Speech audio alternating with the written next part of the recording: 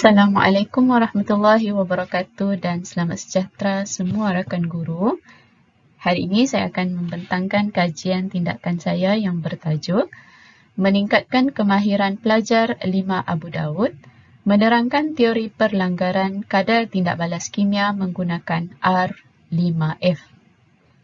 Saya Puan Rosna binti Malmud dari SMK Agama Kota Kinabalu, Sabah, guru kimia tingkatan 4 dan tingkatan 5. Baik, ini adalah isu kajian yang mana pada penilaian formatif pada tahun 2019, saya mendapati hanya 20% pelajar tingkatan 5 yang dapat menjawab dengan tepat soalan yang berkaitan tajuk subtopik teori perlanggaran.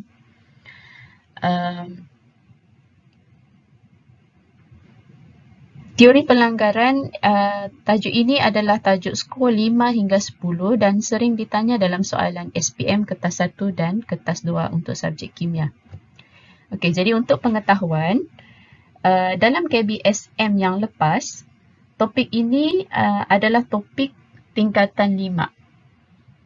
Manakala dalam KSSM kali ini, topik ini diajar di bab 7 tingkatan 4. So, bermaksud tajuk ini masih relevan dan bahan ini juga masih relevan untuk diguna pakai serta ditambah baiklah. Okey. Dan yang kedua, kenapa saya melakukan kajian ini, kerana saya sendiri sebagai seorang guru merasakan adalah agak sukar untuk menerangkan berkaitan dengan teori. Kerana kita tahu bahawa kalau teori ini kita tidak boleh cipta dan teori ini adalah penting untuk membolehkan pelajar memahami konsep dalam tajuk berkenaan dengan lebih baik. Baik, fokus kajian saya ialah saya ingin meningkatkan kemahiran pelajar menerangkan teori perlanggaran. Jadi berdasarkan kepada masalah yang dihadapi ataupun cabaran yang mana hanya 20% sahaja pelajar yang boleh menjawab topik ini dalam peperiksaan formatif yang lepas. Dan dalam realiti sebenar pun sekiranya kita tidak menekankan topik ini dengan baik dalam kelas, seingat saya pelajar sebelum ini pun, sebelum tahun 2019 dan saya sudah uji juga dalam tahun 2020 bahawa tajuk teori perlanggaran ini memerlukan penerangan dan latih tubi yang agak banyak untuk membolehkan pelajar menguasai kemahiran dalam menjawab soalan teori perlanggaran. Baik, objektif saya sendiri untuk menyediakan bahan alternatif bagi penerangan teori perlanggaran, bagi penerangan untuk tajuk inilah. Dan objektif khusus saya khususkan kepada pelajar supaya pelajar dapat menerangkan teori perlanggaran dan mengaitkannya dengan kesan 5 faktor tertentu yang mempengaruhi kadar tindak balas tersebut. Okey, pelajar juga saya harap dengan kajian ini memperoleh markah penuh 10 untuk soalan berkaitan teori perlanggaran. Sebab memang ditanya soalan wajib dalam SPM. Dan kumpulan sasar saya pada masa itu ialah pelajar 5 Abu Daud yang mana terdiri pada 6 orang lelaki dan 4 orang pelajar perempuan. Baik, ini adalah carta alir bagaimana saya melaksanakan intervensi terhadap permasalahan dan cabaran yang tadi tu. Okey, ujian diagnostik diberikan kepada kumpulan sasar untuk mengesan sejauh mana kemahiran mereka menerangkan teori pelanggaran. Jadi item ujian diagnostik merupakan satu lembaran kerja yang mana pada permulaan selepas saya menyemak jawapan pelajar, saya tidak akan memulangkan kertas jawapan tersebut dan tidak juga akan membincangkan jawapannya. Sebaliknya, seterusnya saya memperkenalkan. Dan pada masa itu terdapat 3 sesi latih tubi menggunakan 3 soalan lah. Okay. So latih tubi itu lebih kepada penggunaan R5F itu sendiri. Okey, kemudian lembaran kerja dengan soalan yang sama diberikan bagi menguji pencapaian pelajar seterusnya, dan lembaran kerja ini adalah sama soalannya dengan soalan yang diberikan semasa ujian diagnostik. Baik, rakan guru, ini adalah reka bentuk bagi R5F. Mesti ada tertanya-tanya, R5F tu apa? Sebenarnya R itu ialah untuk roda, 5 ialah untuk 5, F ialah faktor. Jadi kalau kita tengok reka bentuk R5F ini ialah macam seperti roda. Roda yang mempunyai 5 faktor yang berkaitan dengan teori perlanggaran itu sendiri. Maksudnya, dan saya menghasilkan reka bentuk R5F ini daripada idea jam. Okay, kemudian permainan roda impian, pada satu ketika dulu kita ada rancangan tu, kan? Dan juga kad gitar height yang sering digunakan di klinik. Jadi bila digabung jalinkan idea ini, maka terhasillah R5F, yang mana bahannya cukup mudah, daripada mounting board yang digunting menjadi bentuk bulat, umpama roda, kemudian kertas warna, skru dan juga pin. Okay. Dan semasa menjalankan sesi pembelajaran menggunakan R5F ini, aktiviti dijalankan boleh secara berkumpulan dan juga boleh secara individu, yang mana setiap kumpulan itu boleh terdiri daripada 5 paling ramai dan 3 orang lah paling sedikit. Jadi semasa melaksanakan aktiviti ujian diagnostik, so bimbingan belum diberikan, tetapi selepas latih tubi, pelajar diberikan bimbingan dalam masa 60 minit untuk sesi pembelajaran, dan kemudian pelajar akan menjawab 3 soalan secara individu, dan sesi bimbingan berterusan pada 60 minit sesi PDPC yang hari berlainan, sehinggalah semua pelajar dapat menjawab soalan teori perlanggaran ini dengan baik. Baik, rakan guru, ini adalah cara penggunaan roda 5F, roda 5 faktor, yang mana yang pertama sekali pelajar akan diberikan lembaran kerja yang mengandungi soalan esei berkaitan subtopik teori perlanggaran. Okey. Soalan ini saya ambil daripada buku teks, dan soalan itu juga merupakan soalan yang pernah keluar dalam peperiksaan SPM sebenar. Okey, dan kalau kita lihat di sana, okey, soalan itu adalah soalan eksperimen. Walau bagaimanapun, soalan eksperimen itu perlu diterangkan. Okay, perlu diterangkan seperti dalam soalan, perlu diterangkan sebab-sebab terdapatnya perbezaan kadar tindak balas eksperimen 1 dan eksperimen 2 menggunakan teori perlanggaran dalam penerangan pelajar. Okey, jadi bila kita tengok eksperimen 1, 2 dan 3 ini, okey, bila perbandingan kadar tindak balas, bagaimana kadar tindak balas 1 dan 2 itu berbeza? Okey.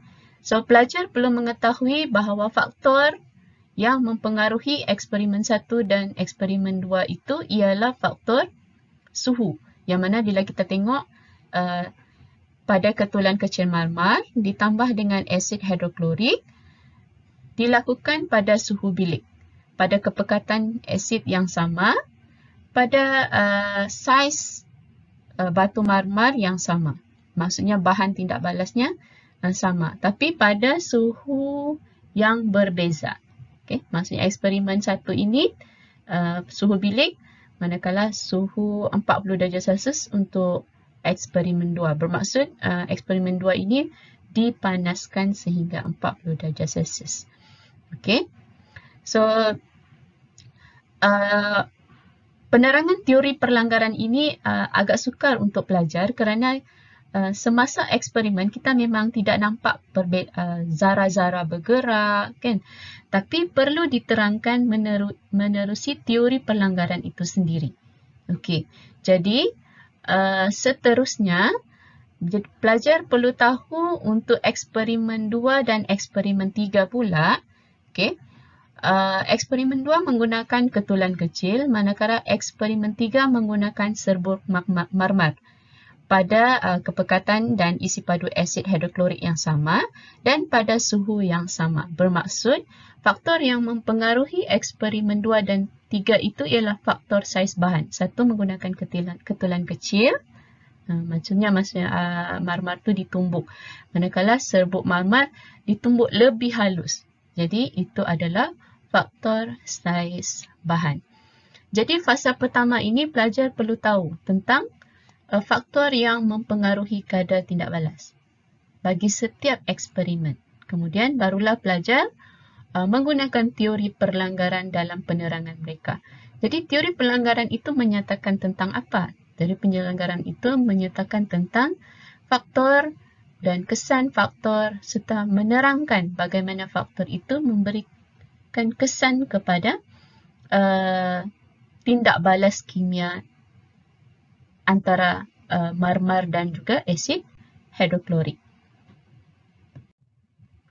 Okey, jadi setelah pelajar mengenal pasti faktor dan pelajar akan memilih satu faktor yang telah mereka kenal pasti dalam soalan tadi.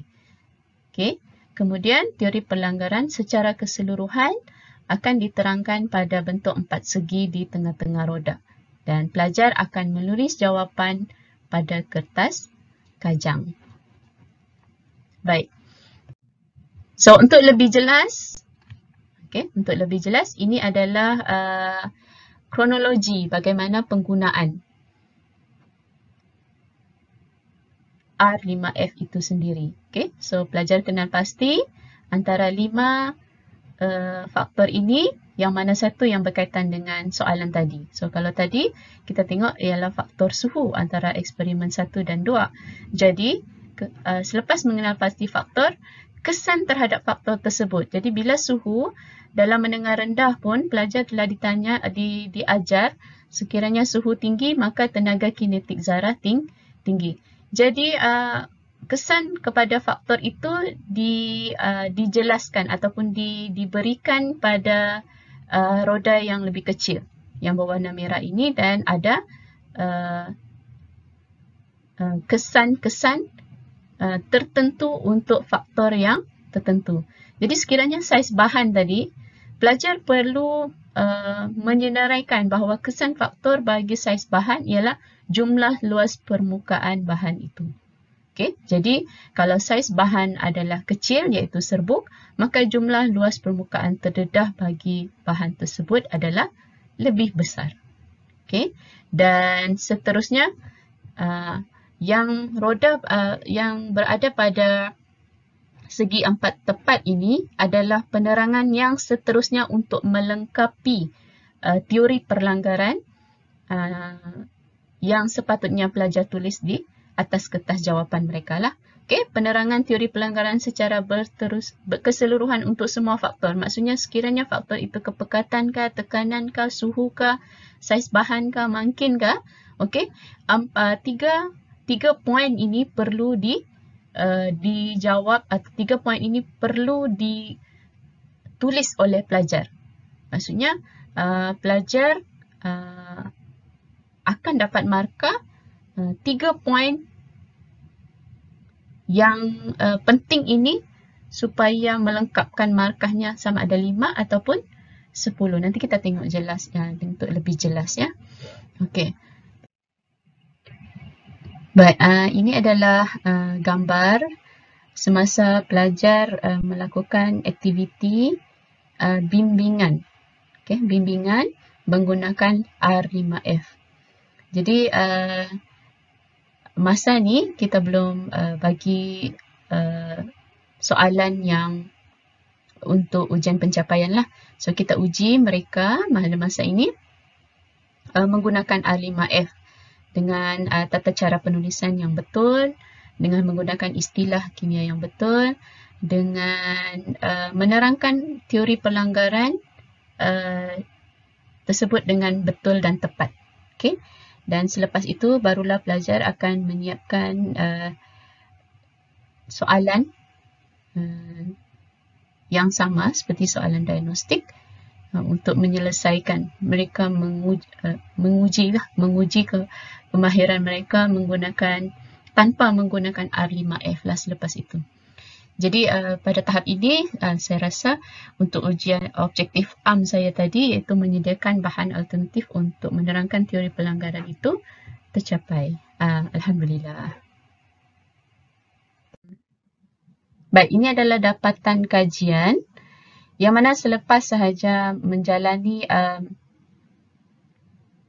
ujian diagnostik, kemudian latihan latih tubi, dan kemudian ujian pencapaian. So, ini adalah dapatan kajian yang mana berdasarkan kepada ujian pencapaian. Kalau kita tengok di sini, ada 8 orang pelajar, daripada 10 orang pelajar telah mendapat markah penuh untuk ujian tajuk teori pelanggaran, dan 2 orang mendapat markah yang cemerlang, iaitu 9. Yang ini pun mungkin disebabkan oleh teknikal sajalah, dari segi penulisan. Tapi dari segi konsep dan teori susunan macam mana menjawab soalan teori pelanggaran itu, mereka telah kuasai. Jadi pada awalnya, kalau kita tengok juga seterusnya kan, kalau pada awalnya kita tengok, penulisan pelajar ni agak tidak teratur. Maksudnya mereka jawab dalam bentuk yang esei yang panjang, kemudian walau bagaimanapun tidak ada poin yang untuk diberi markah. Jadi penulisan pelajar tidak teratur, tidak menepati skema, dan tidak menerangkan teori pelanggaran itu dengan betul, dengan pelbagai kesalahan lain, termasuklah penggunaan terminologi atau istilah-istilah kimia yang tidak tepat.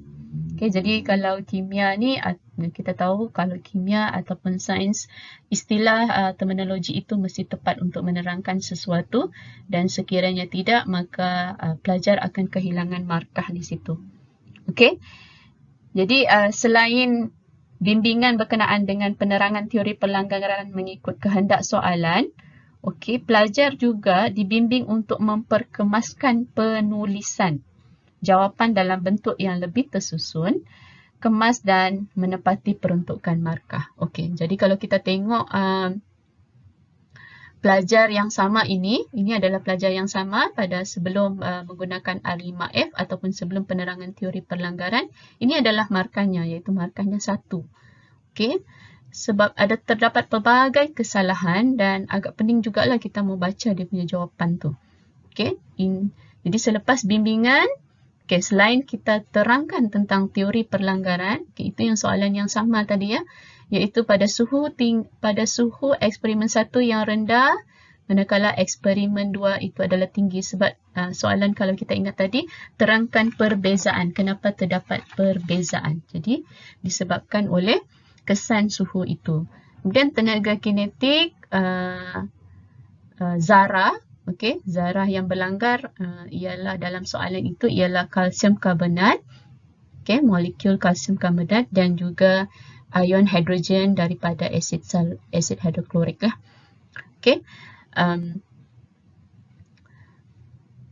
Bila kita tengok di sini, jawapan pelajar tersusun, kemas, dan kita tidak pening kepala pun. Dan sebenarnya untuk esei SPM Kimia adalah digalakkan menggunakan jadual untuk perbandingan dan huraian yang melibatkan perbandingan.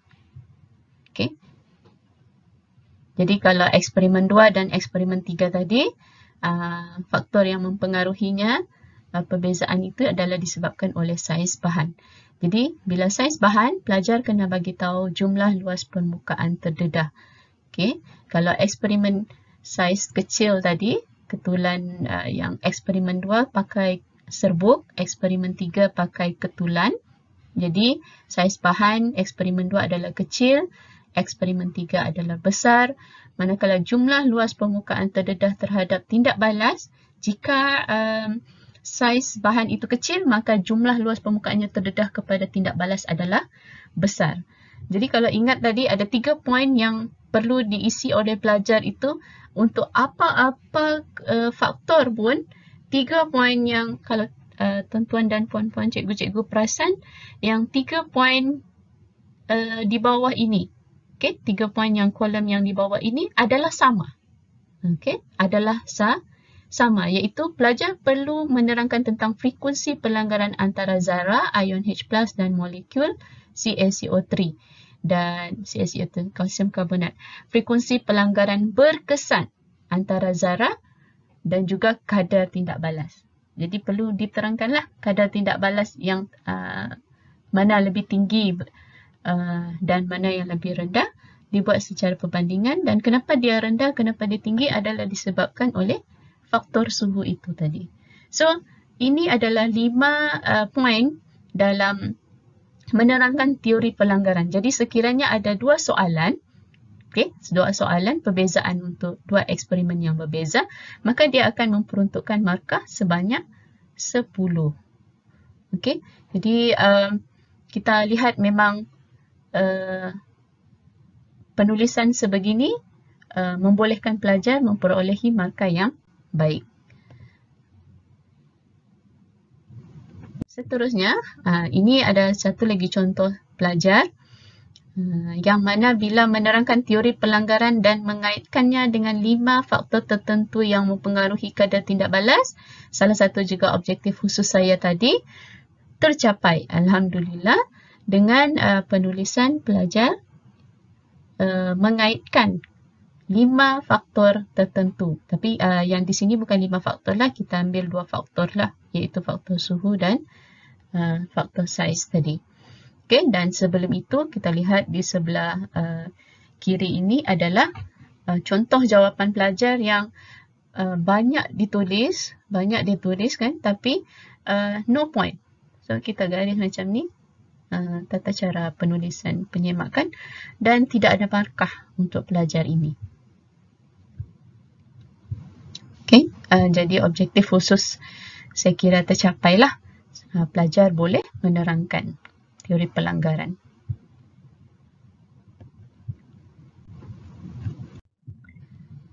Baik, impak kajian dan rumusan. So, saya bahagikan kepada 2, iaitu impak kepada pelajar secara individu dan secara berkumpulan.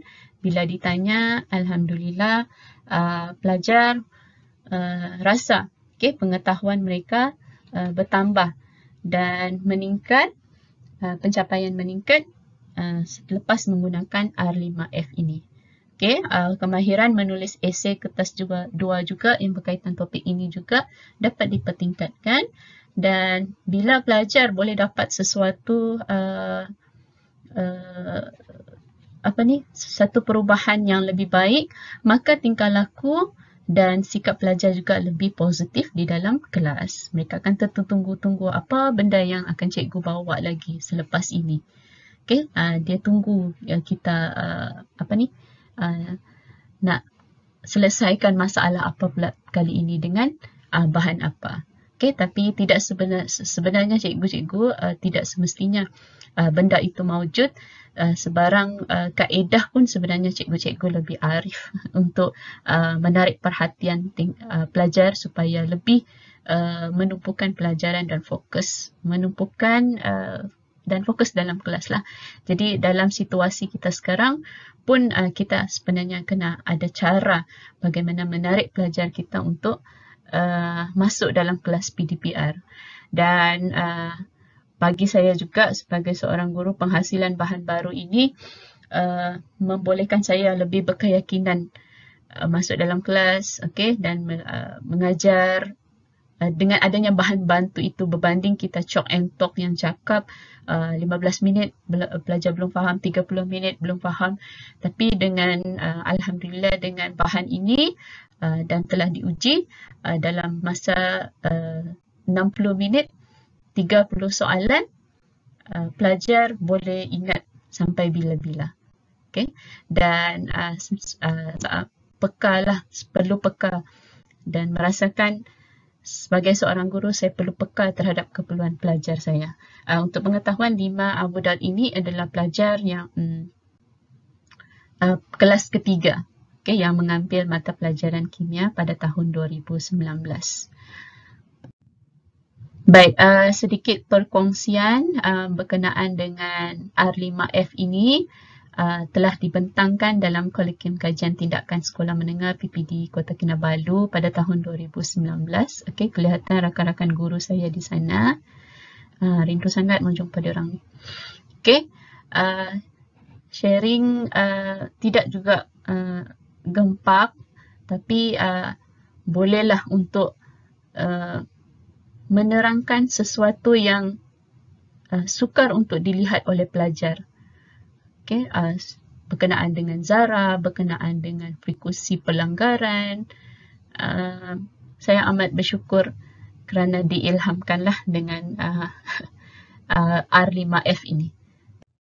Ini juga perkongsian kepada semua guru-guru yang mengikuti program International Education Research Colloquium juga pada tahun 2019 bersama rakan-rakan saya dari SMK Agama Kota Kinabalu yang lain. Dan sebenarnya saya sangat rindu dengan momen-momen ini. Baik, saya ingat itu sahaja untuk perkongsian saya pada kali ini. Alhamdulillah, terima kasih banyak kepada yang sudi mendengar. Saya ini pun baru juga ingin belajar, jadi mohon maaf, dan lepas ni bolehlah PM saya kalau ada yang salah, tolong tunjukkan, dan semoga perkongsian ini memberi manfaat kepada semualah, khususnya kepada rakan-rakan kimia yang mengajar tajuk teori pelanggaran.